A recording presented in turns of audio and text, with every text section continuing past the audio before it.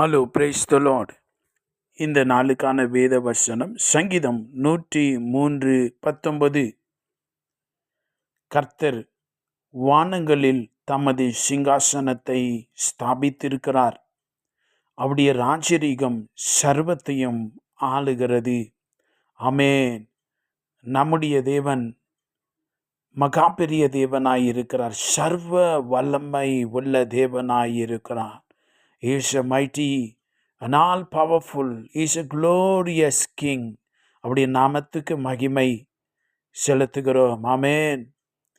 எனக்கு அன்பான தேவனுடைய பிள்ளைகளே, தேவனே எல்லாவற்றுக்கு மேலாய் உயர்ந்திருக்கிறார் என்று இந்த வார்த்தை சொல்லுகிறது.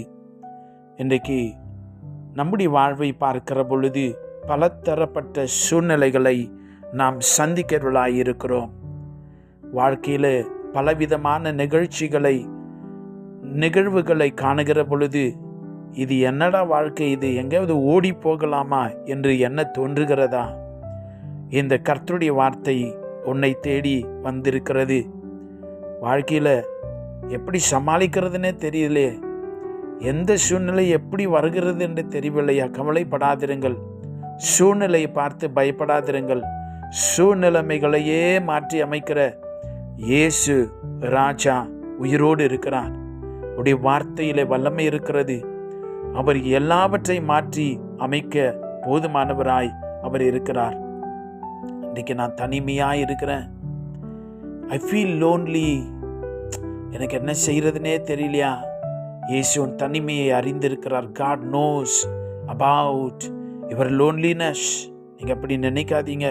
அப்பா உங்களோடு கூட இருக்கிறார். அப்படித்தான் ஒரு தாய் தான் தனிமையாய் வாழப்போகிறேன் என்று எண்ணி அவள் எங்கே போய் கொண்டிருந்தால் தெரியுமா? செத்து போன மகனை கல்லறையில் அடக்கம் பண்ணுவதற்கு கடந்து போய் கொண்டிருந்தாள். இயேசு கடந்து போய் கிட்ட வந்து பாடையை தொட்டார். அதை சுமந்தவர்கள் நின்றார்கள். அப்பொழுது அவர் வாலிபனை எழுந்திரு என்று உனக்கு சொல்லுகிறேன் என்றார். லூக்கா 7:17 நாம் வாசிக்கிறோம். அந்த தனிமையாய் தாய் இருக்கக்கூடாது என்று செத்து போன வாலிபனை இயேசு நாயின் ஒரு விதவிக்கு மீண்டுமாய் அந்த மகனை திருப்பி கொடுத்தார். உனக்கும் தேவன் தயவு செய்வார். அப்படிதான் உங்களுடைய வாழ்க்கையில் நீங்கள் குறைவை சந்தித்து கொண்டிருக்கிறீங்களா? தேவைகளின் மத்தியிலே வாழ்ந்து கொண்டிருக்கிறீங்களா? என் தேவை சந்திக்கப்படாதா? என் குடும்ப கஷ்டம் தீராதா? என் பண தேவைகள் சந்திக்கப்படாதா? இயேசு கானாவூருக்கு கல்யாணத்துக்கு போனார். அங்கே மரியாளும் அந்த திருமணத்தில் இருந்தார்கள் என்று வாசிக்கிறோம். அந்த வார்த்தை என்ன சொல்லுகிறது? திராட்சரசம் குறைவுபட தொடங்கின பொழுது. இன்றைக்கு உங்கள் வாழ்க்கையில் குறைவே பார்த்து கொண்டிருக்கிறீங்களா? குறைவையே சந்தித்து கொண்டிருக்கிறீங்களா? கவலைப்படாதீங்க. அந்த குறைவெல்லாம் மாற்றுகிற இயேசப்பா உங்கள் வாழ்க்கையில் உங்க கூட இருக்கிறார். அந்த திராட்சரசம் குறைவையே அங்கே மாற்றினாரே, உனக்கு செய்ய மாட்டாரா? கட்டாயம் இயேசு உனக்கு செய்வார். ஆமென். எனக்கு வாழ்க்கையே பயமாக இருக்குது. இன்னும் செய்ய வேண்டிய காரியங்கள் ஏராளமாக இருக்கிறது. பொறுப்புகள் நிறைய இருக்கிறது. என் சரீரத்தில் பலவீனம், வியாதி என்னை சாகடிக்குமோ, மரணம் வந்துடுமோ என்று பயந்து கொண்டிருக்கிறீங்களா? கவலைப்படாதீங்க. மரணத்தை ஜெயித்த இயேசு இங்கே உன்னோடு கூட இந்த வாழ்க்கையின் பிரயாணத்தில் இருக்கிறார். லாசரு மரித்து போனான். யோவான் 11:44 அப்பொழுது இயேசு சொன்னார். என்ன சொன்னார் தெரியுமா?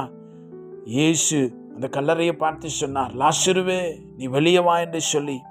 11:44 யோவானிலே வாசிக்கிறோம், மரித்தவன் வெளியே வந்தான். அல்லேலூயா. மரணத்தையே மாற்றி அமைக்கிற இயேசு உன்னோடு இருக்கிறார். வியாதியை சுகமாக்க மாட்டாரா? வியாதியை சுகமாக்கி இருக்கிறார். உன் சூழ்நிலை மாறுகிறது. அல்லேலூயா. தைரியமாயிரு தேவ பிள்ளையே. வாழ்க்கையில் என்னென்ன பிரச்சனை வருகிறது என்று சொல்லுகிறீர்களா? வாழ்க்கையில் பல அலைகள் வரலாம். கவலைப்படாதிருங்கள். அந்த அலைகளை எல்லாம் பார்த்து, உன் பிரச்சனைகள் எல்லாம் பார்த்து உன் சார்பாய் ஆமென் அந்த அலைகளையும் போராட்டங்களையும் கஷ்டங்களையும் மரணத்தையும் வியாதிகளையும் பார்த்து சைலண்டாயிரு அப்படின்னு சொல்லுகிற தேவனோடு கூட இருக்கிறார். மார்க்கு 4:39 வாசிக்கிறோம், அவர் எழுந்து காற்றை அதட்டி கடலை பார்த்து இறையாதே அமைதலாயிரு என்றார். அப்பொழுது காற்று நின்று போய் மிகுந்த அமைதல் உண்டாயிற்று. உங்கள் வாழ்க்கையில் நல்ல சாந்தமான ஒரு நாட்களை நேரங்களை நீங்கள் காண்பீர்கள். There will be no quarrel. சண்டை போடுற அந்த குரல் இருக்காது. உங்கள் வீட்டில் சண்டை சச்சரவு இருக்காது. வாழ்க்கையின் அலைகளில் நீங்கள் தப்பித்து அவைகள் இல்லாத ஒரு வாழ்க்கை ஏசப்பா உங்களுக்கு உங்கள் சூழ்நிலை மாறுகிறது. ஆமென். கவலைப்படாதீங்க. சூழ்நிலை பார்த்து பயப்படாதீங்க. எங்கேயாவது ஓடி போகலாம் நினைக்காதீங்க. ஏசப்பாவை பாருங்க. சூழ்நிலை மாற்றுகிற தேவன் உன்னை பலப்படுத்துகிறார். அந்த சூழ்நிலை மத்தியிலே உன்னை தலை நிமிர செய்வார்.